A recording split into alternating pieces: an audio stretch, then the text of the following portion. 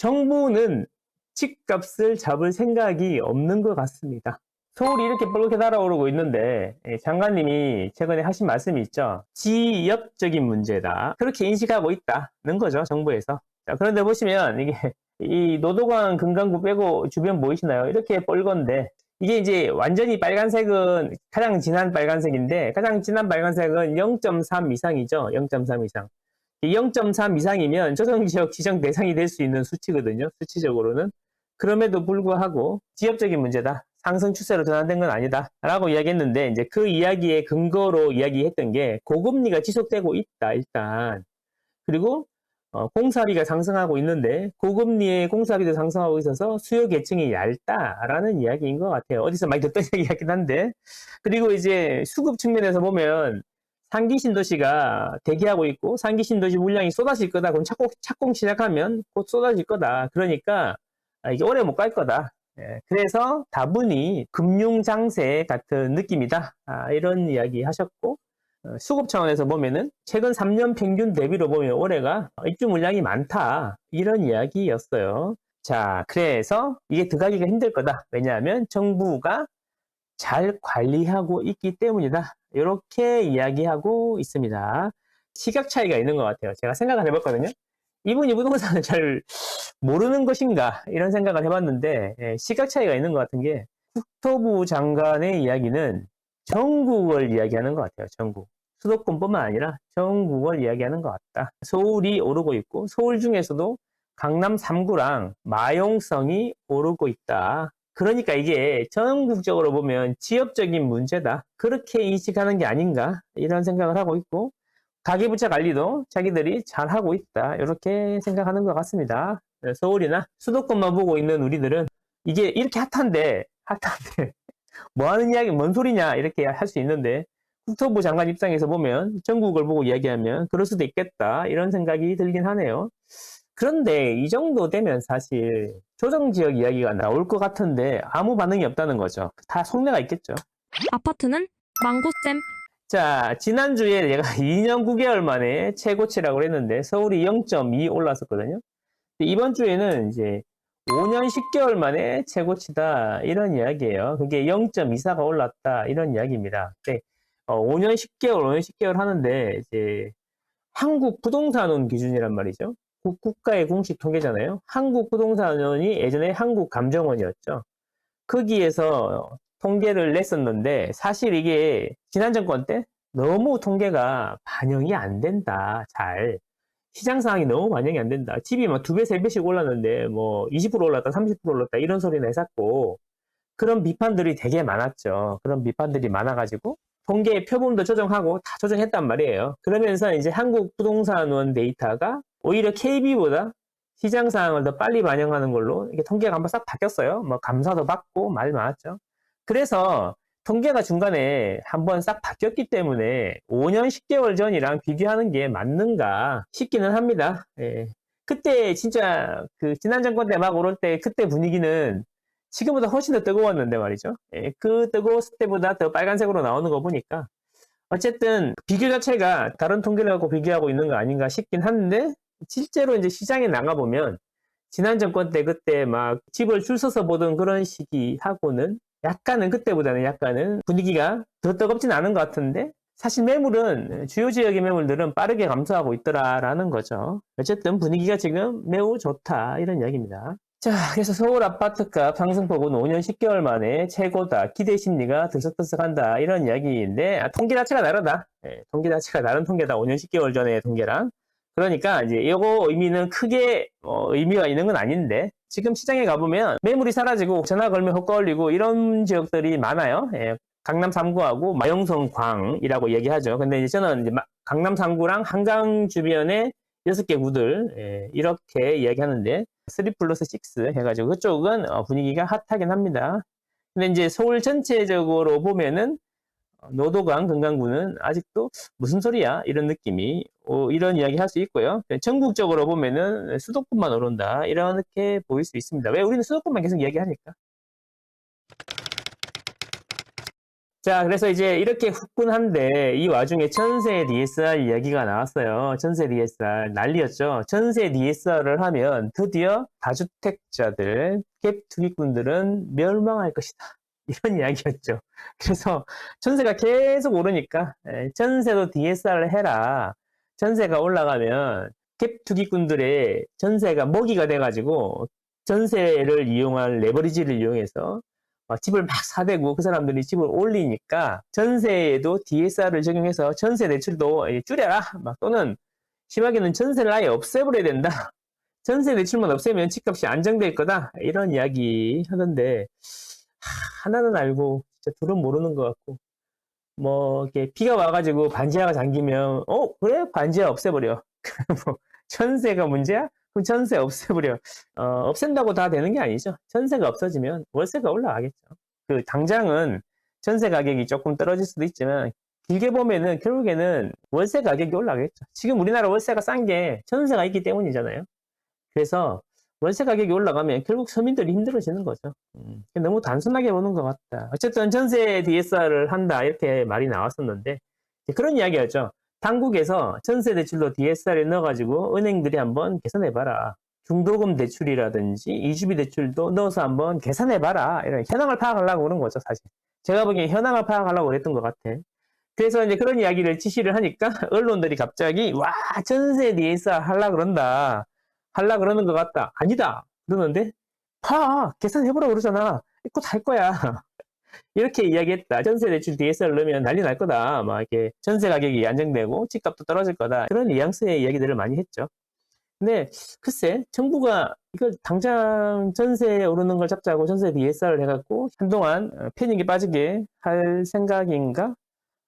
안 그럴 것 같단 말이야. 지난 정권처럼 그렇게 어제 결정하고 오늘 시행하고 이런 분위기는 아닌 것 같거든요. 이번 정부는. 제가 볼 때는 이제 데이터를 확보하려고 그런 것 같아요. 그리고 한다고 해도 다주택자에 대한 집이 있는데 또는 다주택인데 전세 대출 받아서 들어가는 그런 것들을 막을 거다라고 이제 저는 그 정도 예상하고 있습니다. 쉽지 않습니다, 이게.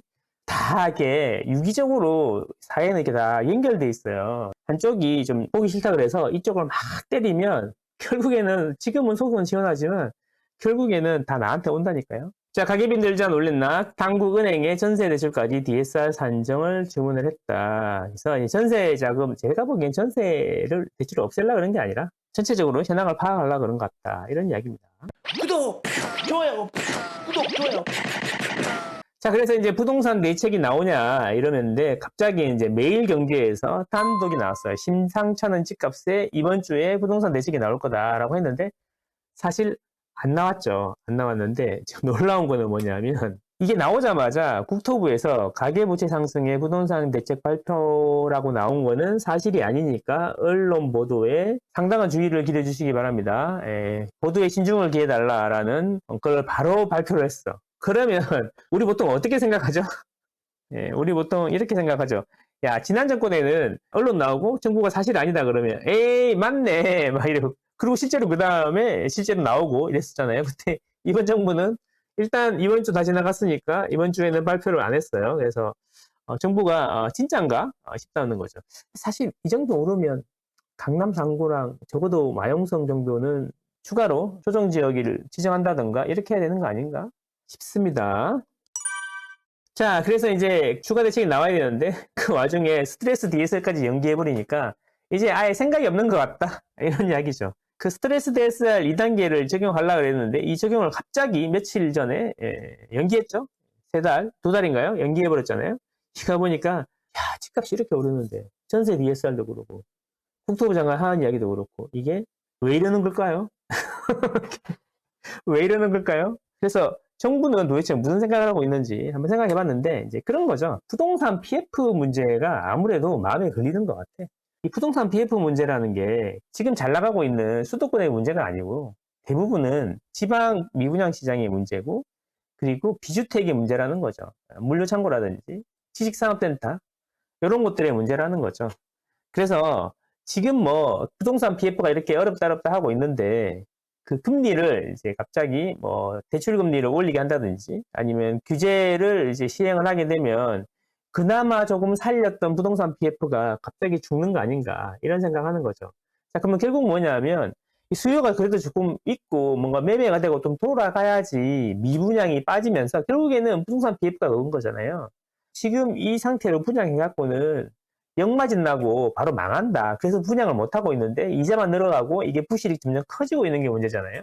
정부에서 펀드를 만들어서 뭐 집어넣고 뭐 해봐야 결론적으로 원인이 해결이 되는 건 아니라는 거지. 그 해결이 되려면 두 가지예요. 아예 그냥 정리를 해버리든가 부실 때려가지고 이제 망하게 하든가 아니면은 분양시장이 돌아가게 해가지고 가격이 올라가면 자연스럽게 해결이 된다. 이런 생각을 갖고 있는 것 같다는 거죠.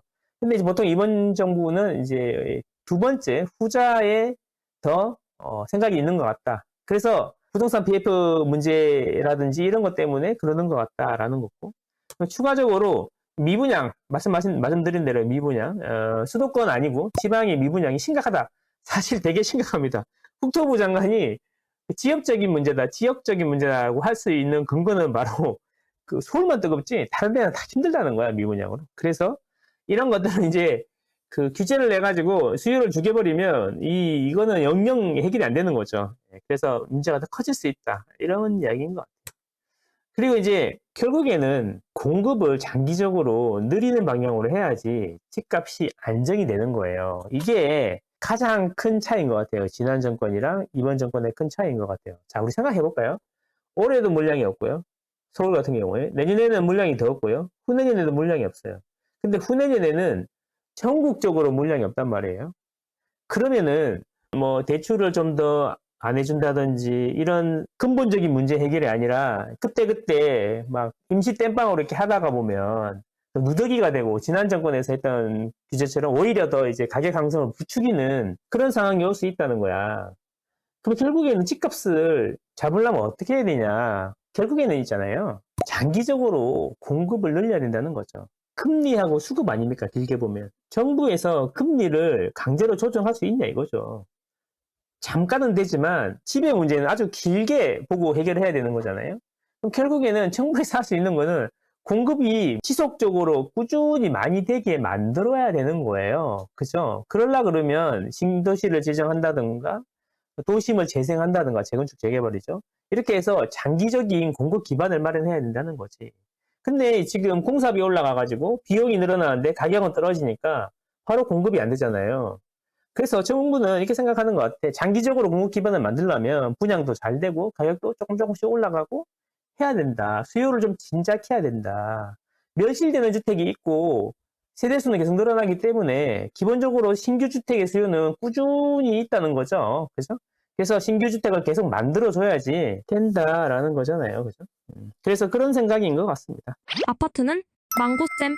자, 그러면 여러분 이제 규제를 하게 되면 무슨 일이 생길까요? 규제가 나오면 이렇게 생각하면 돼요. 이게 시장의 흐름을 바꿀 수 있냐 없냐를 생각해 보면 돼요. 예를 들어 가상금리를 0.5포인트 올렸어요. 그러면 이게 시장의 흐름을 바꿀 수 있냐 없냐 이런 거죠. 그죠? 그래서 우리 지난 정권을 한번 생각해 볼까요? 자고 일어나면 규제가 나왔잖아요. 그럴 때마다 가격은 어떻게 움직였나 이런 생각을 한번 해볼 필요가 있는데, 자 보시면 이게 2017년 여름부터 지금까지 서울의 모 아파트의 실거래 가격을 이렇게 그려놓은 거거든요. 자세히 보시면 지난 정권에 이제 이렇게 보면 이렇게 상승을 많이 했단 말이죠. 10억 초반에서부터 2배 이상 올랐다는 거죠. 2배 이상, 2배에서 뭐 1.5배 정도 올랐는데, 보시면 직선으로 오르지 않는다는 거예요. 이렇게 직선으로 오르는 게 아니라 보시면 올랐다가 내렸다가 올랐다가 내렸다가 올랐다가 내렸다가 올랐다가 내렸다가 올랐다가 내렸다가 올랐다가 내렸다가 이렇게 간다는 거예요. 이게 뭐냐면 여기에 살짝 눌리는 데는 뭐냐면 그 규제가 나오면 살짝 눌렀다가 다시 가고 규제가 나오면 살짝 눌렀다가 다시 가고 이러고 있다는 거야. 이 이야기는 뭐냐면 정부에서 이렇게 규제를 잠깐 했어. 그러면은 그때만 잠깐 그러고 다시 가고 하는데, 이게 뭐냐면 규제를 해도 사람들의 근본적인 문제, 수급의 문제가 해결이 안 되고 있고요. 금리는 계속 낮아지고 있고요. 이 두 개가 계속 오르는 방향으로 가게 되면 어떻게 하든 간에 가격은 계속 오르더라 이런 이야기죠. 그래서 이 근본적인 문제를 해결하려고 그러면 공급을 장기적으로 많이 하는 수밖에 없는데, 그걸 하려고 그러면 신도시나 재개발 재건축을 열심히 해야 된다라는 거죠. 지난 정권에서는 규제만 하고 그걸 안 했기 때문에 규제를 해도 잠깐만 주춤하고 계속 가격이 올라갔던 거고, 이번 정부도 마찬가지로 2, 3년 안에 공급 문제를 해결할 수가 없단 말이에요. 그러면 규제를 하면 또 이런 식으로 계속 그때만 잠깐 눌러지고 다시 가고, 그때만 누르고 다시 가고, 이렇게 할 거다라는 거죠. 그래서 그런 걸 알고 있기 때문에 섣불리 규제를 안 하는 거 아닌가, 이런 생각도 듭니다.